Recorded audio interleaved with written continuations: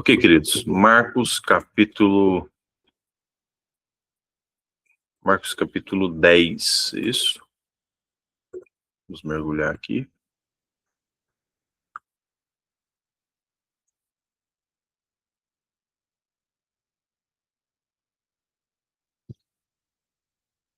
Diz assim, ó, levantando-se Jesus, foi dali para o território da Judéia, além do Jordão.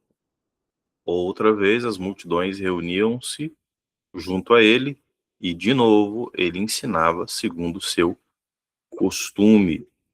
O que nós já vemos que era um costume de Jesus ensinar. Então, você vai ver coisas muito, muito claras no ministério de Jesus ali, naquele momento, ensino, cura, libertação. Ensino, cura e libertação. Então, era um costume ensinar, né? Então, não tem como eu ficar só numa parte, né? Então, acaba se tornando ali algo que falta pedaços, né? Então, dentro desse movimento, né, tem até alguns irmãos e amigos são até de fora, né, ministram a palavra fora, são de outro país, e, e tem uma expressão muito interessante, né, que eles levam ali como full gospel ministry, o evangelho inteiro, o evangelho completo. Ali ele traz essa expressão do faça o que Jesus fez, né? Uma das expressões para esse movimento que eles disponibilizam, né, para que eles se movem ali, é fazendo o que Jesus fez. Então, Jesus ensinava, então nós ensinamos também, faz parte, como aqueles que dão continuidade, né? São as mãos, os pés, o que traz movimento ao corpo de Cristo e traz edificação ao corpo, né? Então, Jesus ensinava, então nós ensinamos também. Nós mergulhamos aí dentro desse processo de ensino, porque, irmãos, é maravilhoso a questão de se mover no poder de Deus, é maravilhoso você ver cura, libertação, pessoas sendo curadas, demônios sendo expulsos, pessoas sendo curadas de enfermidades. Mas ensino, irmãos, é um negócio extraordinário, porque ele vai tratar muita coisa, e não é só ensino, mas a questão do discipulado, ele faz muita diferença. Geralmente no discipulado você vai ter ali sabedoria, pontos de vista, você vai ter ali, principalmente, algumas situações que se opõem a uma maneira errada de pensar que muitas vezes a gente tem. E aí nós crescemos, né? Então, quando você é criança, quando nós somos crianças, nós estamos ali com o HD limpinho. Mas quando somos adultos, já criamos muito conceito, já criamos muita bagagem, e você precisa desconstruir para construir, e não construir do zero, né? Como é a mente de uma criança. Então, abre o seu coração, deixa o Senhor falar, e o ensino moldar, né, o teu coração, tua mente, em nome de Jesus. Então, a primeira coisa que Jesus vai bater aqui é a questão do divórcio. E aproximando-se os fariseus, experimentaram, perguntando: é lícito o marido repudiar a sua mulher?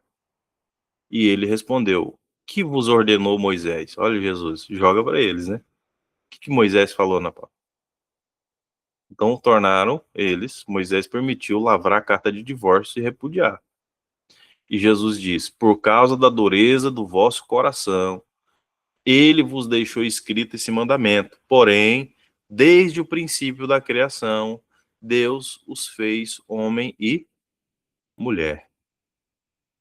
Por isso, deixará o homem, seu pai e sua mãe, unir-se-á à sua mulher, e com a sua mulher serão dois uma só carne, de modo que já não são dois, mas uma só carne. Portanto, o que Deus ajuntou, não separe o homem. Em casa, voltaram os discípulos a interrogá-lo sobre o assunto, e lhes disse: quem repudiar sua mulher e casar com outra comete adultério com aquela, e se ela repudiar o marido e casar com outro, comete adultério. Olha que coisa interessante, né? Então, aqui, aproximando os fariseus, eles novamente queriam fechar Jesus ali, né? Então, sabe aquele povo chato? Então, muitas vezes eles não queriam saber de algo, eles queriam testar Jesus e eles ficavam ali tentando, né? E também é uma dúvida legítima, né? Então, Moisés permitiu.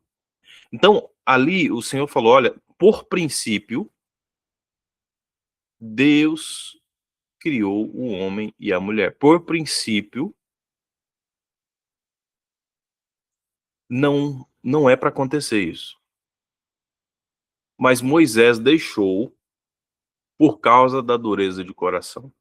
Vamos lá, irmãos. O que estava acontecendo? A civilização nesses tempos, né?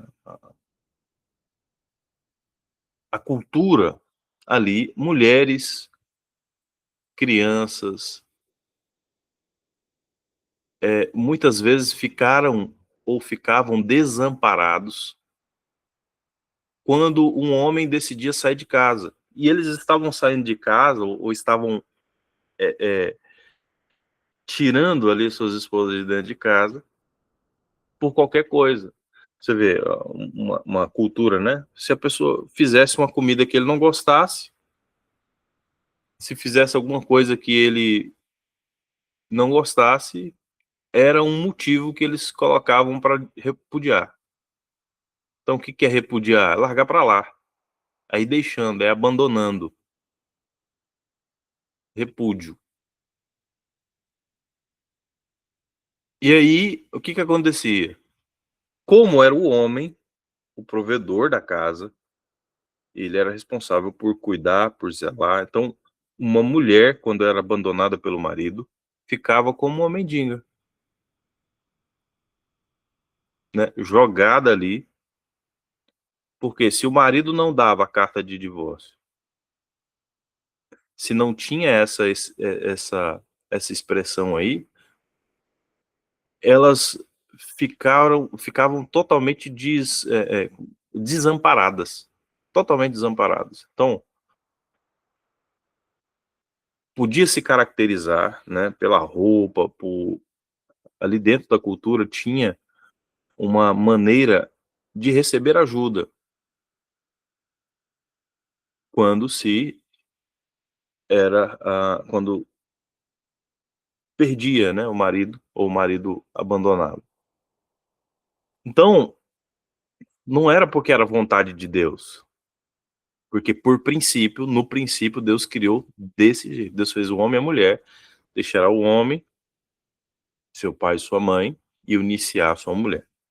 Há algumas interpretações que falam que essa questão de ser uma carne não é apenas a questão de relação entre homem e mulher, mas é um filho, né? Um homem, ele tem o DNA diferente da mulher, mas quando eles têm a relação e nasce um filho a partir daquela relação, aquele filho é uma carne. Não tem como desprender, não tem como ali você, não, isso aqui é minha parte, isso aqui é a sua parte. Pega, não tem como dividir isso, né? Mas enfim, e eu creio, amados, que essa questão de uma só carne é de fato, se tornam um. Eles se tornam essa unidade que por princípio Deus criou, né? De modo que não são dois, mas são um. Aquele que faz mal ao seu marido faz mal a si mesmo, aquele que faz mal à sua esposa faz mal a si mesmo. E o que Deus juntou não separe o homem. Em casa voltaram os discípulos e perguntaram: é lícito? Então o Senhor falou: não, por princípio não é para ser assim. Por causa da dureza de coração, por causa da cultura que deixava as mulheres totalmente desamparadas, aí se lavrou essa carta. Mas o que ele falou ali, quem repudiar e casar com a outra, comete adultério. É algo muito, muito forte. Então, amados, o que é a dureza de coração? Muitas vezes a pessoa ela vai passando por problemas, ela não vai vendo saída, ela vai levando tanta pancada, vamos dizer assim, né? Ela vai passando por tantas decepções dentro do casamento que o coração vai ficando duro. Sabe quando você vai capinar um lote, você não tem costume, ou já tem costume, como é que fica a mão? A mão fica grossa ali, né? Dá calo. Então, o coração muitas vezes fica caloso, né? Fica cheio de calos, fica duro. Então, por isso o perdão é muito importante. Por isso o alinhamento é muito importante. Por isso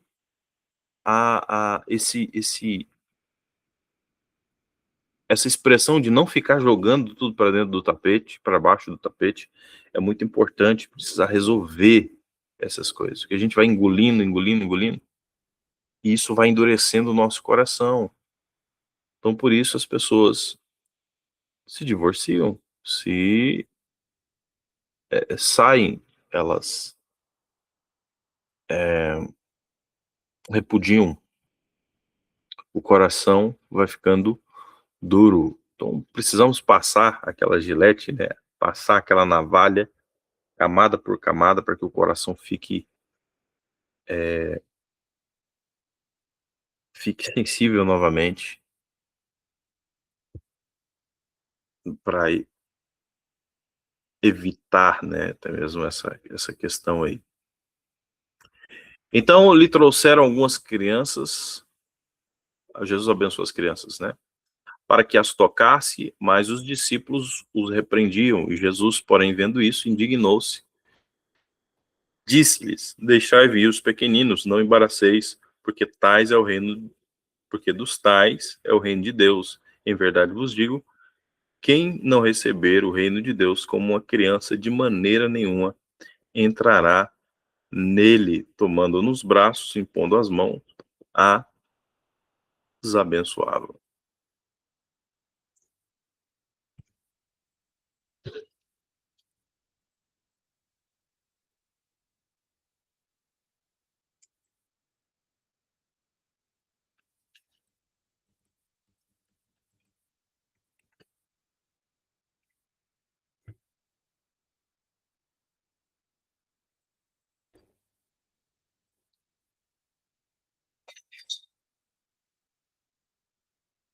Então, o que significa, por exemplo, a pessoa ser ou ter a fé como o de uma criança?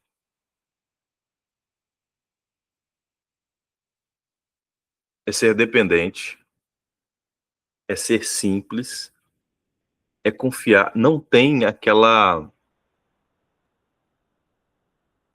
desconfiança, né?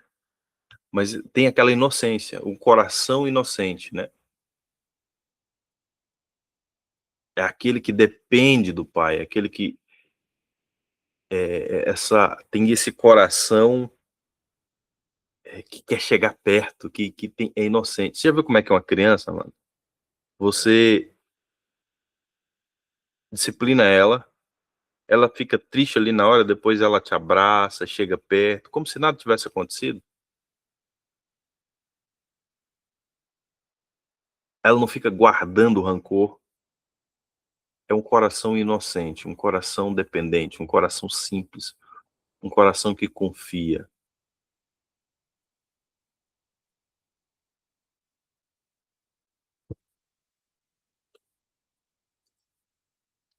Aí tem uma lição importante, né? Não é ser infantil, é ser como uma criança, ter a fé como a de uma criança.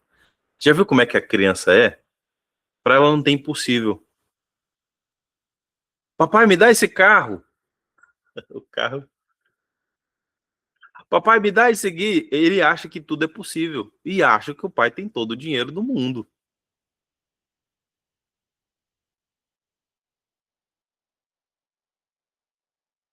Não tem limite, não tem ali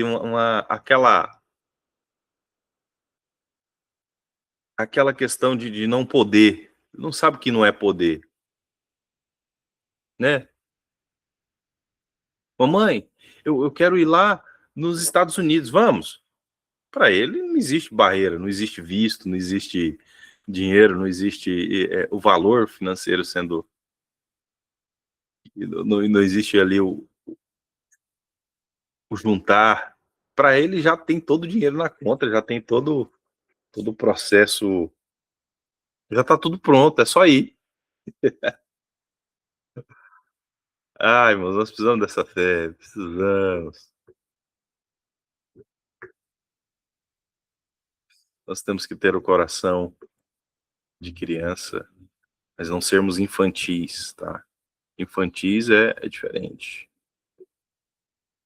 Quem tá aí? Dá um glória. Você tá aí, crente?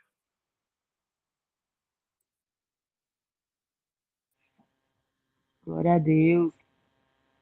Amém. Vamos lá, jovem rico. E pondo-se Jesus no caminho, correu um homem ao seu encontro, ajoelhando-se, perguntou: Bom mestre, que farei para herdar a vida eterna? E respondeu Jesus: Por que me chamas de bom? Ninguém é bom senão a Deus. Sabes os mandamentos? Não matarás, não adulterarás, não furtarás, não dirás falso testemunho, não defraudarás ninguém, honra o teu pai e tua mãe. Então ele respondeu: Mestre, tudo isso tenho observado desde a minha juventude. E Jesus, fitando os olhos, o amou e disse: Só uma coisa te falta. Vai, vende tudo o que tens e dá aos pobres, e terás um tesouro no céu. Então, vem e segue-me. Ele, porém, contrariado com essa palavra, retirou-se triste, porque era dono de muitas propriedades. Sabe, irmãos, ontem eu estava lendo Filipenses capítulo 3, e ali é profundo, né? Porque ele tem uma expressão lá, onde ele fala: esqueço das coisas que para trás ficam e sigo firme para o meu alvo, que é Cristo. Você já reparou que essas coisas, elas podem ser, a gente, muitas vezes, a gente associa apenas a coisas ruins, não, deixa eu esquecer dos problemas que passaram, das pessoas que me traíram, dos problemas que aconteceram, das decepções que eu tive na vida. Mas muitas vezes é até mesmo as coisas boas que aconteceram, as conquistas que eu já tive, eu tenho que entregar. Quando eu falo entregar, se o Senhor me pedir, eu não tenho dificuldades. Uma coisa, amados, é entregar quando tem tudo. Outra coisa é entregar quando não tem nada. E geralmente, quando a gente vem, chega no Evangelho, a gente está disposto a fazer sacrifícios maiores e a gente não tem nada. Então, a gente pega um pouco do nada e coloca e sacrifica. Mas quando vai melhorando a situação, a pessoa não tem a mesma disponibilidade. E isso é um problema, né? Então, uma coisa é entregar tudo quando tem nada, e outra coisa é entregar tudo quando tem tudo. E aí, é essa expressão, né, que nós temos que entender.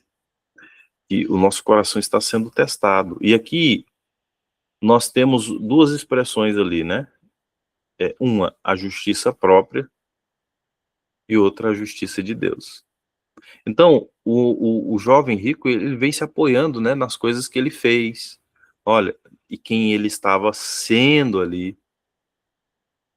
Mas quando Jesus foi lá na raiz, ele não deu conta.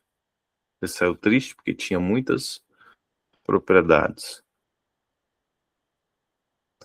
Então, não é a minha justiça, não é, eu não mato, eu não adultero, eu não furto, não falo mau testemunho, eu só faço coisa boa. Não, tudo isso vamos dizer assim, é o básico, é obrigação, né, vamos dizer assim. Agora o que está faltando? Então Jesus, muitas vezes, ele vai pegar ali o ponto central da coisa, o que você está disposto a entregar. E não só finanças, amado, de tempo, de renúncia. Você está aqui hoje é uma renúncia. Você poderia estar fazendo outra coisa, poderia estar dormindo, poderia estar, né, cuidando das suas coisas, cuidando da sua casa, mas você decidiu estar aqui. É um nível de renúncia. É um nível de desprendimento. Você está fazendo o que muita gente não está fazendo. Se dedicando à palavra, à primeira hora do dia. Enfim, amados, aqui o Senhor muitas vezes vai pegar bem no ponto que a gente muitas vezes não está disposto a entregar, ou porque a gente acha que não vale nada, pouco custa, então não entrego, ou porque nos dedicamos demais para fazer essa entrega. E ali, no caso do jovem rico, era finanças, era posses. Jesus pediu algo que ele não deu conta, vamos dizer assim, né? Então, primeiro, amados, a gente vê aqui já um negócio, né? Você viu que Jesus, ele quebrava, né? As pessoas chegavam querendo elogiar, né? Bom mestre, que farei para herdar a vida eterna? E Jesus meio que joga um balde de água fria, né? Por que você me chama de bom? Bom é Deus. Tipo assim, se eu não me engano, acho que quem fez isso também foi Nicodemos, se eu não me engano, né? Então ele chegou elogiando, né, aquela questão de inflar o ego, de jogar pro outro. Sabe quando a pessoa ela chega assim, né? Fala, olha, como o senhor tem mais, né, mais tempo de caminhada, tem experiência nessa área, é um, um doutor, uma pessoa, né? Então, sabe quando a pessoa ela infla, né? Ela pega um ponto bom ali, vai jogando. Então Jesus ele quebra ali, não, o que você está me chamando de bom? Bom é Deus. Ele desvia ali o que de certa forma eu acabo tendo simpatia de uma pessoa que eu reconheço o que há de bom nela. Então, atrai olhares, atrai atenção.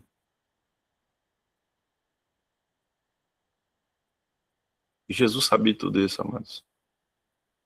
Ele ainda sabe de tudo isso, né? Está vivo. Amém, gente? Alguma dúvida até aqui?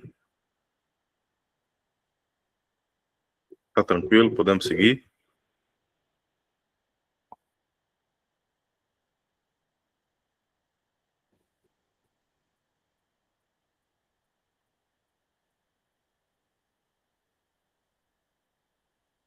Bora.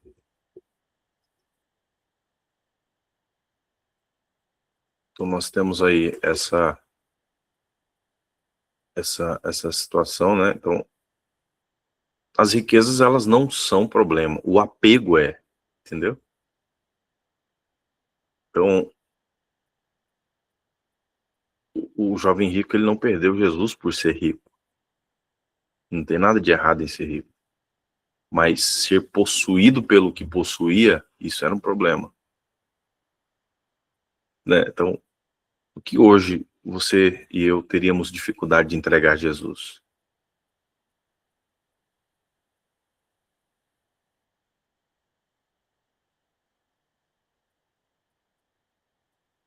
E outra coisa, amado,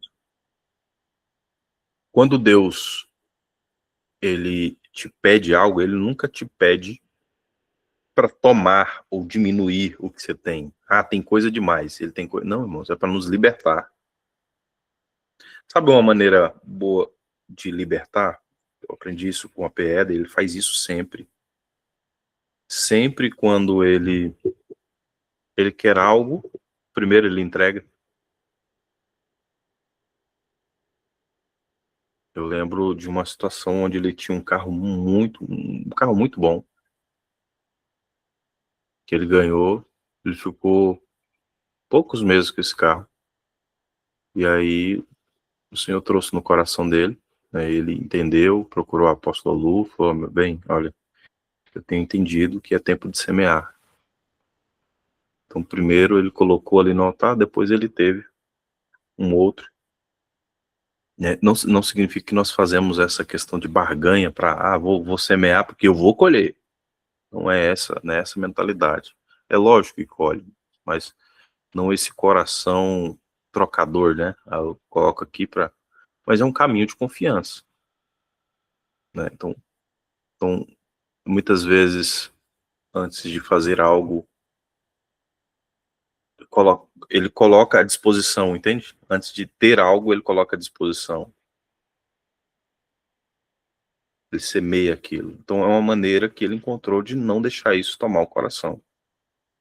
Então, assim, esse tempo de caminhada, a gente aprende, a gente manifesta a mesma coisa. Eu vejo um nível de generosidade na vida do meu pastor que é assim, constrangedor. A maioria dos movimentos que ele vai fazendo pelo Brasil e fora, ele tira do bolso e leva prejuízo. Você tem noção. Mas porque ele quer ver o avanço do reino. Às vezes que teve aqui em Goiânia, por exemplo, os eventos não se pagaram.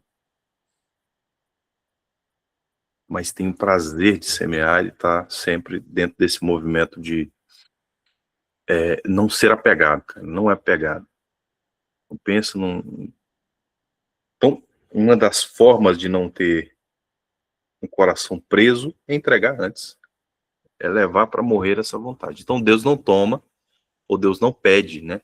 A ponto de tomar ou diminuir o que você tem. Deus quer me ver pobre na miséria. Não é isso. Mas muitas vezes Deus quer tratar a intenção do meu coração por trás daquilo. Quem tá aí?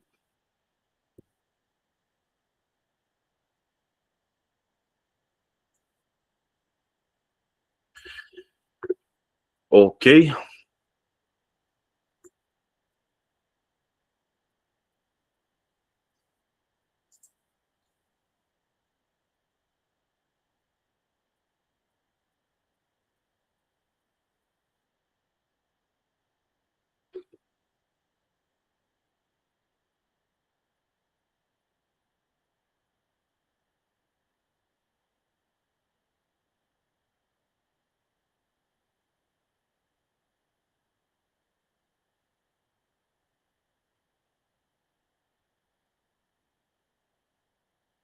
Os discípulos estranharam essas palavras, mas Jesus insistiu em dizer-lhes: filho, quão é difícil para os que confiam nas riquezas entrar no reino de Deus.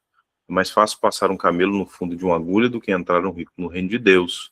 Eles ficaram sobremodos maravilhados, dizendo entre si: então, quem pode ser salvo? E Jesus, porém, fitando neles o olhar, e disse: para os homens é impossível, contudo, não para Deus, porque para Deus tudo é possível. Então Pedro começou a dizer: eis que tudo deixamos e te seguimos. E tornou Jesus: em verdade vos digo que ninguém há que tenha deixado casa, irmãos, irmãs, ou mãe, ou pai, ou filho, ou campos, por amor de mim e por amor do evangelho, não receba já no presente o cêntuplo de casas, irmãos, irmãs, mães, filhos, campos, com perseguições, no mundo por vir a vida eterna.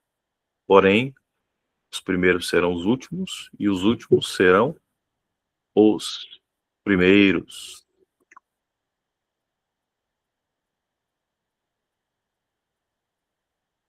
Então nós temos essa expressão, né, de caminhada aqui do verso 23 ali, né, até o 31, onde ele fala sobre essa expressão do perigo de deixar as riquezas, né? Então fala que os que confiam. Esse dia eu estava conversando com a minha sogra, não sei se vocês sabem, mas minha sogra é missionária na África, né? Eles têm um trabalho bonito lá com crianças, órfãos, viúvas, crianças que estão sendo alfabetizadas através da Bíblia. E aí, ela estava aqui esses dias, mês passado ela estava por aqui, e aí a gente conversando, né, falou, mas olha, como é desafiador, né? Então, o rico, quando ele quer algo, ele vai lá e compra, ele vai lá e resolve, ele vai lá e... Mas aquele que depende é complicado, porque ele não tem outra opção, a não ser depender e orar.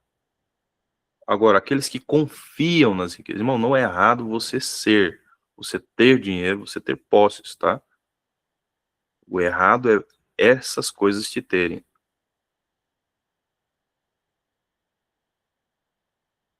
E aí, o problema é a confiança, é a riqueza como um Deus, mamon,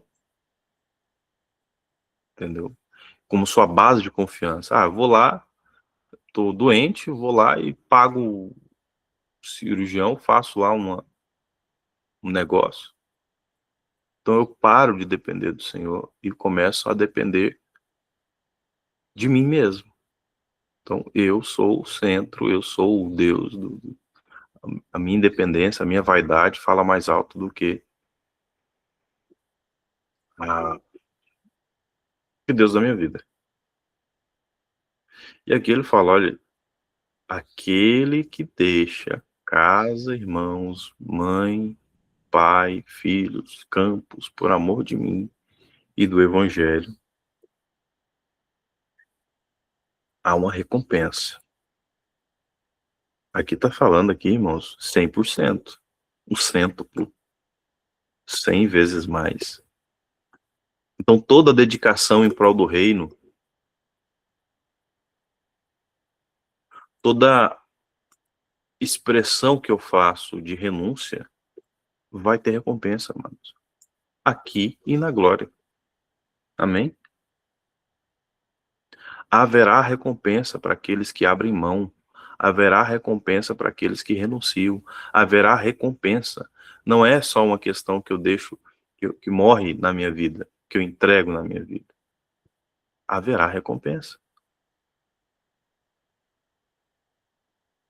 Estavam a caminho subindo para Jerusalém, Jesus ia adiante dos seus discípulos, e eles admiravam e seguiam tomados de apreensões, e Jesus, tornando a levar a parte dos 12, passou a revelar as coisas que deveriam sobrevir, dizendo, eis que subimos para Jerusalém, o Filho do Homem será entregue, os principais sacerdotes e os escribas condená-lo-ão à morte e entregarão aos gentios, vão escarnecê-lo, cuspir nele, açoitá-lo, matá-lo, mas depois de 3 dias ressuscitará. Então aqui ele está falando sobre a sua morte e ressurreição, já preparando o coração dos discípulos ali, né? Pedido de Tiago e João, então aproximaram-se dele Tiago e João, os filhos de Zebedeu, mestre, que queremos que nos conceda o que vamos te pedir. E Jesus perguntou, o que quereis que eu faça? Responderam, permite-nos que na sua glória sentemos à sua direita e outra à esquerda. Mas Jesus disse, não sabeis o que pedis. Podeis beber do cálice que eu bebo e receber do batismo no qual eu sou batizado? E disse, podemos. E tornou Jesus bebereis o cálice que eu bebo e recebereis o batismo que sou batizado. Quanto, porém, ao que assentar à minha direita ou à esquerda, não compete concedê-lo, porque é para aqueles quem está preparado. E ouvindo isso, indignaram-se os 10 contra Tiago e João. Mas Jesus, chamando-os para junto de si, disse: sabeis que os que são considerados governadores dos povos têm sobre o seu domínio, e sobre eles os seus maiorais exercem autoridade. Entre vós não é assim. Pelo contrário, quem dizeis, querem dizer, quem quiser tornar-se grande entre vós, será os que vos sirvam. Quem quiser ser o primeiro entre vós, será servo de todos. Pois o próprio Filho do Homem não veio para ser servido, mas para servir e dar a vida em resgate de muitos. Então, amados, aqueles que têm o coração tratado na vaidade, no orgulho, na orfandade, no aparecer, a gente vai tendo a revelação de que não é pelo título que temos. Pastor, apóstolo, evangelista, profeta, mestre, não é título, mas é o quanto eu sirvo já dentro daquela função. Entendeu, amados? Não somos reconhecidos pelo que queremos ser apenas, mas o reconhecimento vem a partir daquilo que nós praticamos. Por exemplo, quem nasceu para ser pastor, quem entendeu isso já no seu espírito, ele já vai manifestar frutos de querer cuidar de almas. Entendeu? Ele já tem essa preocupação de querer ser profundo em Deus, se preocupa com, né, com essa expressão de querer cuidar de almas, de querer trabalhar com o povo. Então, existem formas de pastorear não sendo pastor ainda. Por exemplo, um grupo, uma célula, reuniões, lives, contribuindo com esse propósito, entende? Então, não precisa esperar ser um pastor consagrado para poder manifestar frutos de um pastoreio. Entende? Eu tenho um desejo de cuidar de almas, eu tenho um desejo de cuidar de vidas. Então, eu não preciso ser um evangelista, o óleo não precisa descer na minha cabeça para que eu possa evangelizar. Eu já posso evangelizar sendo um santo, um cristão, alguém que entendeu que é necessário alcançar vidas. Mas o que as pessoas estão esperando? Não, enquanto eu não for reconhecido, o óleo não, enquanto o óleo não cair na minha cabeça, não sou isso. Entende? Profeta é a mesma coisa. O que o profeta faz, amados? Qual é a função de um profeta? Então ele já não é só profetizar, falar isso que eu te digo, farinha de trigo, soltar lá meia dúzia de palavras e virar as costas, né?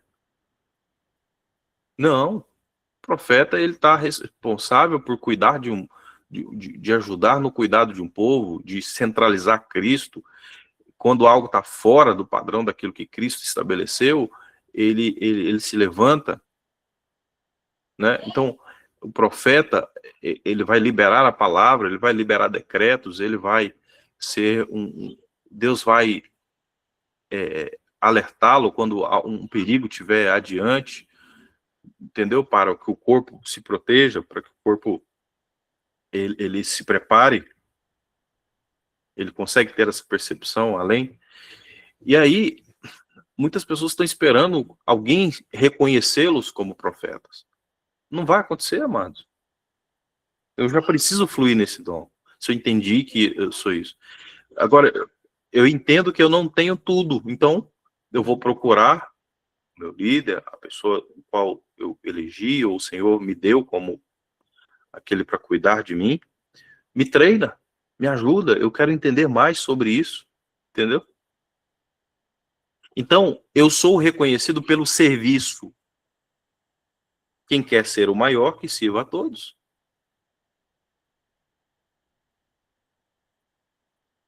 Entenderam, gente? Então, olha só como é interessante, né?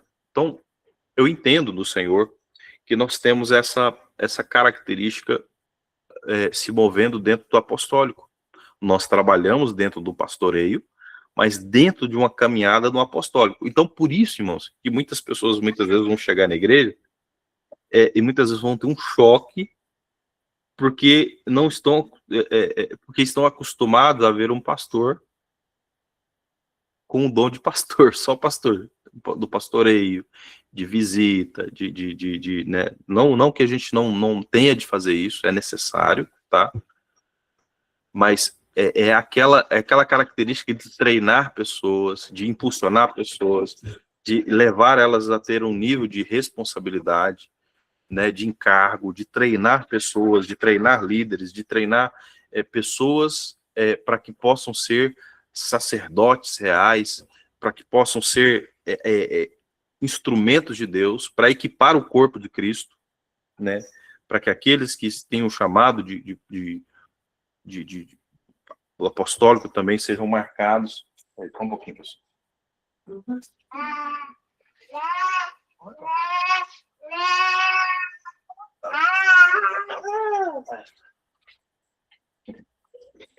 Olha quem tá aqui.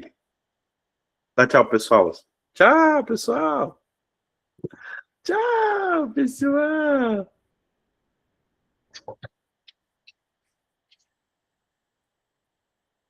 Olha, dando tchau. Bom dia, Daniel. Bom dia, papai. Bom dia, bom dia.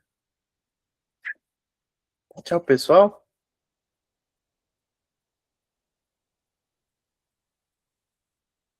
Acordou, cheio de energia. Bateria 100%, né, papai?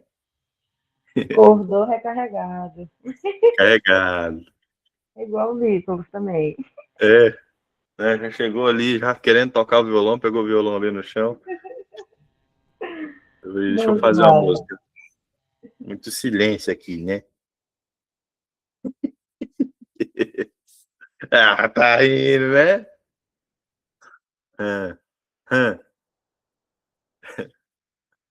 Então, amados, somos reconhecidos, né? Aquele que se torna servo de todos ou serve mais, dentro da característica daquilo que Deus já te chamou, entendeu? Ele vai te treinando, ele vai te formando. Deus te chamou para ser um pastor, então produza frutos de um pastor. Existem formas de cuidar de vidas que não como se diz assim, não acontece depois de uma consagração. Isso acontece antes, eu começo a produzir. Então, se você entendeu que Deus te chamou para ser um evangelista, Deus te chamou para ser um cooperador, né, um financiador da obra, então começa a manifestar isso com pequenas quantias, entendeu? Com pequenas formas. Se Deus te deu o dom de hospitalidade, né? Então comece a manifestar esse dom, comece a manifestar essa forma. Se Deus te chamou para ser um mestre, comece a ensinar. Existem tantas formas, áudio, vídeo, texto. Você abre lá uma página. Ah, pastor, não sei. Eu gosto de escrever. Abre lá uma página. Tem um site que chama Substack. Depois pesquisa aí. Você vai criando lá os seus artigos. Não paga nada, entendeu? Então lá você consegue disponibilizar vídeo, áudio, texto, tudo. Então a gente está esperando alguma coisa para algo acontecer, e para acontecer, amor, dá uma olhadinha ali no violão.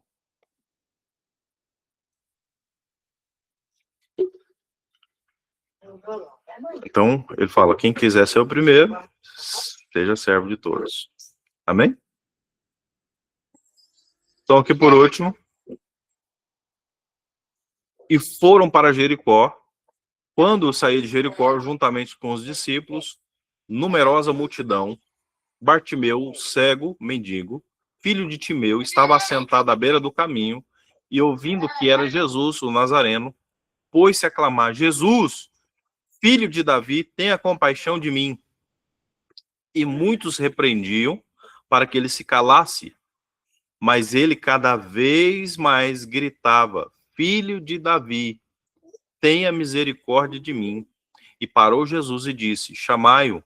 E clamaram então o cego, dizendo-lhe: Tem bom ânimo, levanta-te e chama. E lançando de si a capa, levantou-se de um salto e foi ter com Jesus e perguntou: O que queres que eu te faça? E respondeu o cego: Mestre, que eu torne a ver. Então Jesus disse: Vai, tua fé te salvou. Ou tua fé te trouxe livramento, né? E imediatamente tornou a ver e seguia Jesus, estrada afora. Então, amados, que tremendo, né, essa palavra. E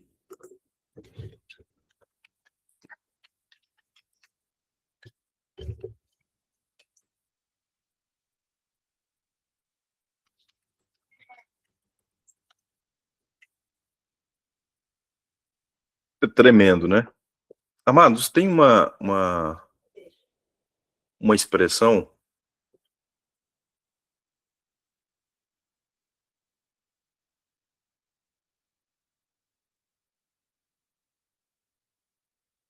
que durante um tempo Davi colocou para fora, né? As expressões ali de cegos e coxos, se eu não me engano. E aí, essa é uma expressão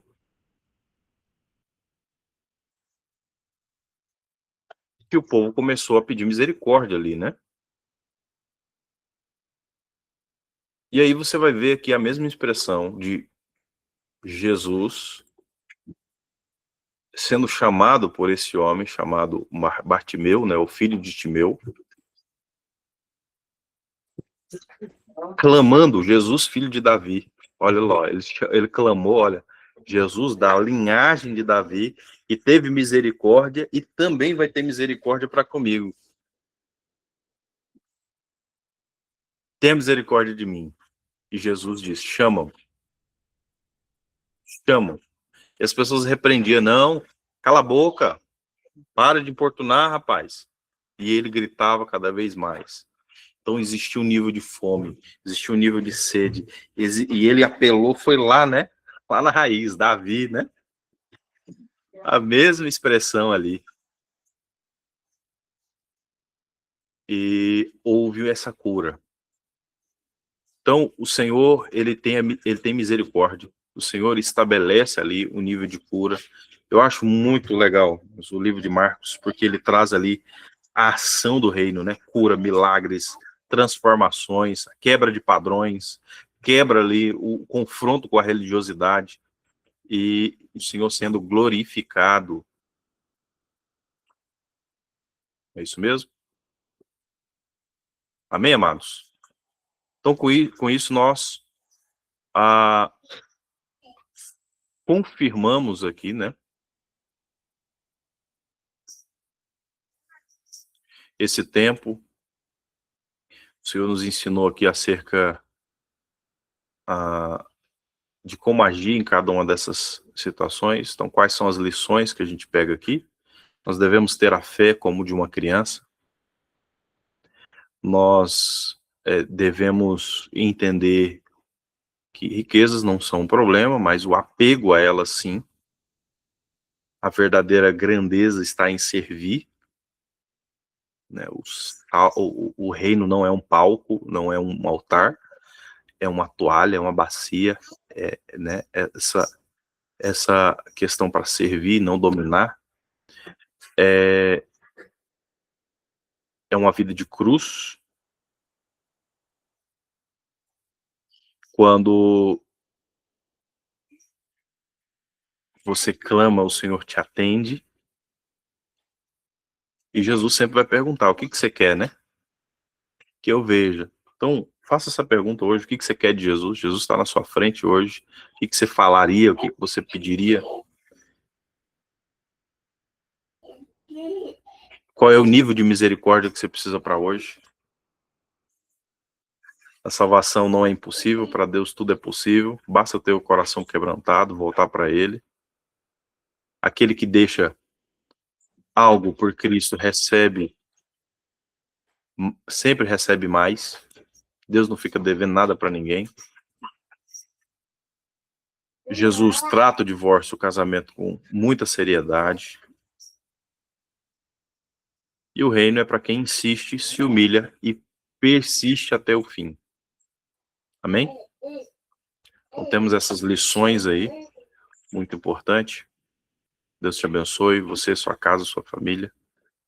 E que você possa ter uma ótima semana em nome de Jesus. Deus abençoe, queridos. Fique com Deus.